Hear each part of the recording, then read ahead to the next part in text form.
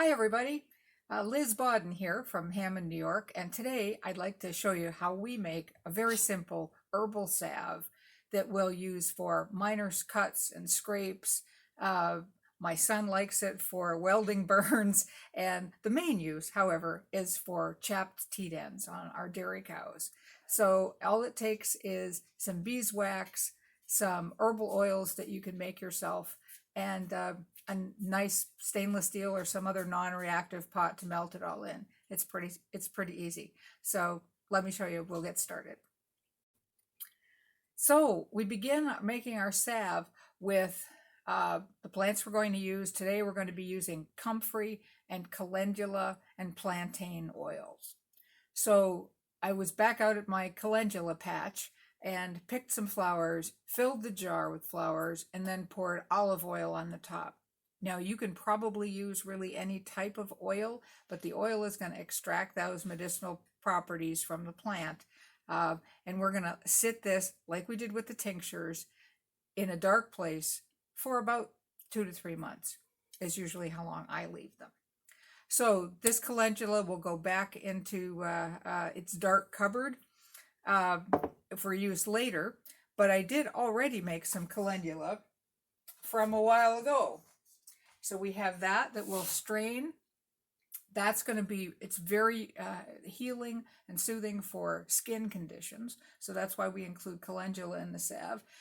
As with the tinctures, you can read the literature. It's antibiotic properties, antifungal, antiviral. So it's a good thing to use whenever there's kind of a break in the skin. And so I went out and picked comfrey leaves.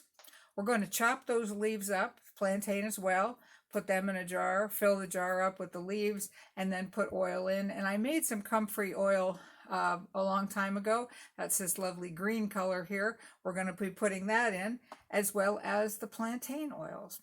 We're going to mix these 3 oils in equal parts. So however much salve you want in the end, that's going to be 1 part. So I'm going to use 1/4 cup of each one of these in the small amount of salve that I'll be making today. So we'll measure that into my smallest stainless steel pot, and then we'll add the beeswax.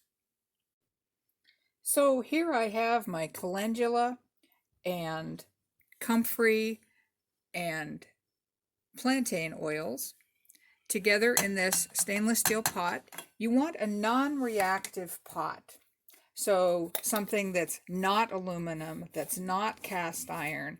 So glass, stainless steel, or an enamel pot. Something that's not going to react with this. I put it over a low heat, and we're just going to warm that up, and then we're going to add beeswax. So I'm adding 1/2 part of beeswax. So I added 1/4 cup of each of the 3 herbal oils and 1/8 cup of beeswax. We're going to heat this until the beeswax is fully melted. It will all quickly come together, and then we pour it in a small jar, either a reused jar or heck, you can buy lovely little cosmetic jars if you want to give this away to somebody or something like that. Now, I use beeswax as the carrier. Beeswax will make a salve kind of hard, so you actually need to rub it on your hands to make it smoother and a little bit more pliable. So you could use a different oil if you wanted to. You could use a coconut oil or shea butter or something. Because I'm using this on milking cows, I want to be really, really careful that what I use on a cow's teat doesn't have a lingering taste or it's going to have any kind of an effect on the milk. So when I make this salve for the jar that I'm going to use in the bathroom, for my son to use on his welding burns, or for us to use in the house, the one that's going to stay here, I'm also going to add a little bit of essential oil of lavender, just 3 or 4 drops is enough, because that really helps heal cuts and wounds from the bottom up and burns. So that's a very helpful thing. I'm not going to put that in on the jar that goes to the barn, because we want to be very, very sure that we're not going to be tainting the milk in any way with a flavor that's left on the outside of that cow's teat. So the beeswax does a really good job of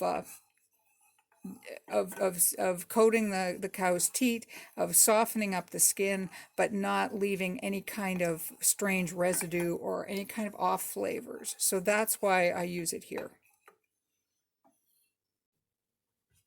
So our salve is all nicely come together. It's warmed up. It doesn't have to boil. It doesn't have to cook. It just has to be uniform and have the beeswax all nicely melted. And then you just simply pour it into your containers.